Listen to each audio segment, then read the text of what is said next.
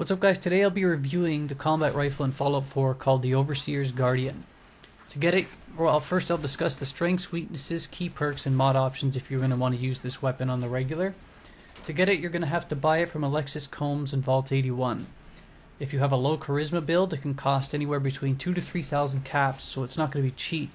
But if you have some day trippers and great mentats, you'll watch the price slide on down. If you have high charisma, it probably won't be anywhere near that expensive to start. In terms of base damage details, it starts with a base damage of 55, has a fire rate of 90, a range of 174, an accuracy rating of 90. It fires 45 caliber rounds to start, but you can mod it to fire the more damaging 308 rounds. However, that being said, I have played multiple playthroughs with 45 rounds, not only because they're more plentiful, but I just find them easier to work with, deal with. I don't know, call it placebo effect. It is what it is. You can crush everything with 45s anyway, as I'll get to.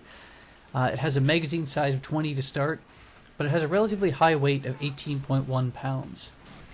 This weapon's special perk is the 2-shot prefix, or basically what happens is the base damage per shot is doubled. So if the base damage is 55, it basically shoots a minimum of 110 damage per shot every single time. That's insane. This is before mods and ballistics changes. In terms of strengths, well, you can talk all day about its strengths, but just to put it like the pre-seed version, it's one of the best weapons in the game. It's easily the most rounded, I'd say. It hits for extremely high base damage values on limited modding. It has limited to no recoil to speak of, whether you're using a red dot sight or a scope, and it can be used reliably at every single range, even against mob situations and sniper rifle caliber ranges. If you're running into like a bunch of ghouls running at you, usually you can one-shot them all, or you can just pop into VATS, mow them all down, knock out one of their limbs, and then shoot them while they can't fire back. Medium range, it's probably where it's supposed to be best at, it slaughters. And longer range, you can mod scopes and all that on it, so it's basically like a sniper rifle. So leading into it, in terms of weaknesses, this is probably the first time in my entire life of YouTube reviewing weapons that I could say a weapon doesn't really truly have a weakness. I've scoured looking all over the place for something to really put a drawback to this weapon, and I can't say it does. You could nitpick and say, well, I can't use a red dot sight to snipe people 200 yards away, but in VATS, or you slap a scope on that, you can. It's so versatile. It's a sniper rifle damage type model in a semi-auto build that can handle itself at all ranges. And on top of that, you can make it an automatic build. It's crazy.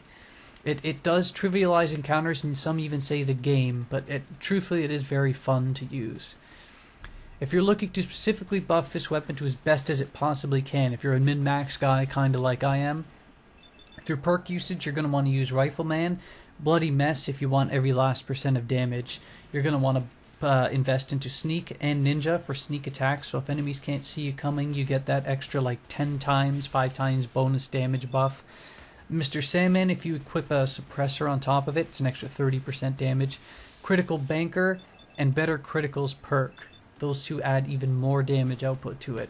But of course you can add whatever perks you wish. It isn't an exclusive list. In terms of mods, if you invest in the gun nut perks and have the materials to do so, I would attach the Calibrated Powerful Receiver if you want every last bit of damage though. You could swap out to the 308 rounds. But like I alluded to earlier, I'm quite fond of the 45 rounds on this weapon. You can use the light long barrel, recoil compensating stock, large quick eject magazine.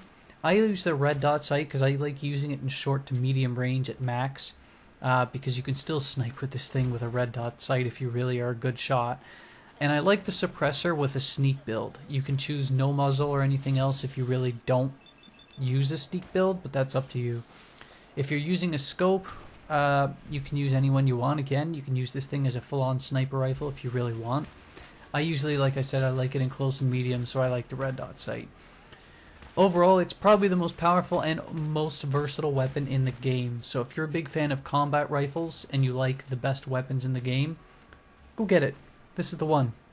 See you later.